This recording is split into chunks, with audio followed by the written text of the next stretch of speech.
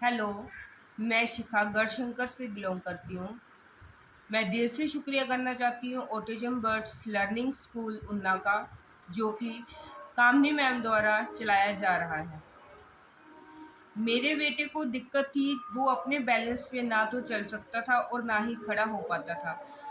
तब जैसे ही मेरे को उन्ना के ये school autism birds learning school का पता लगा, मैंने अपने बेटे को वहाँ पर एडमिशन करवाया 12 मई 2024 में। उसके बाद वहाँ पर जैसे उसकी फिजियोथेरेपी हुई, स्पीच एक्सरसाइज हुई और वर्क टाइम भी मैंने वहाँ पे स्टार्ट करवाया, ताकि उसकी जो वर्क स्टडी है वो पीछे ना रह जाए।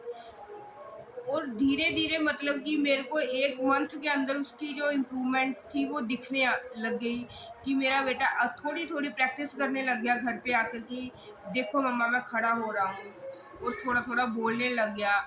खड़ा होता था तो हमें लगता था कि हाँ कोशिश करने लगा, पहले से एक जगह बैठने की बजाय वो अब खड़े होने की कोशिश करने लग गया था। फिर वो पढ़ने में भी धीरे धीरे उसकी इम्प्रूवमेंट आती गई, बोलने में भी आती रही। मेन तो था हमें उसका कि अपने बैलेंस पे खड़े होए और अपने आप चलने लग जाए। तो धीरे धीरे उसने खड़ा होने सीखा। फिर उसके बाद हाथ पकड़ के चलने स्टार्ट किया।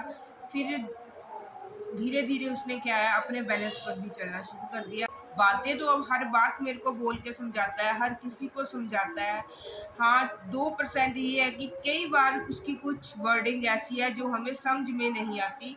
इन केस वो अच्छे से समझा देता है।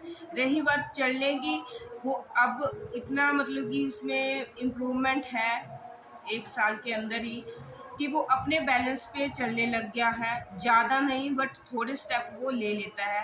धन्यवाद करती हूँ कामनी मैम का, जो उन्होंने अपने टीचर्स को जैसे भी बोला वैसे उनके टीचर्स ने उनका माना। बहुत अच्छे वहाँ के टीचर्स सपोर्टिव है।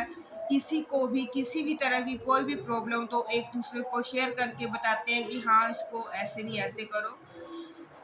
पेरेंट्स को भी कामनी मैम बहुत ज़्यादा सपोर्ट करते हैं और बताते हैं कि अपने बच्चों को घर पे कैसे करना चाहिए। ये नहीं कि हम उन्होंने अंदर जो कर दिया वो सब कुछ फाइनल है, वो घर के लिए भी देते हैं। पेरेंट्स को भी बताते हैं कि अपने बच्चे के ऊपर ये वर्क घर पर भी करो, ताकि उसमें इम्प्रूवमेंट जो है 50% हमारे पास आए, 50% आपके पास भी आए। धन्यवाद करती हूँ कामनी मैम का, जिन्होंने मेरे बेटे को इतना अच्छा चलने लायक बनाया। अपनी कुछ फैमिली प्रॉब्लम्स की वजह से मैं उसको आगे नहीं रख पाई, पर जितनी जल्दी हो सकता है मैं उसको दोबारा से वहाँ पे लेके जाऊंगी, ताकि मेरा बेटा अपने आप चल के बाहर आए, स्कूल से अपने आप चल के बाहर आए और जहाँ भी जाए अपने आप जाए, किसी को उसकी सहारे की जरूरत ना रहे। धन्यवाद करती हूँ। इसमें कामनी मैम का मैं तहे दिल से शुक्रिया करना चाहती हूँ।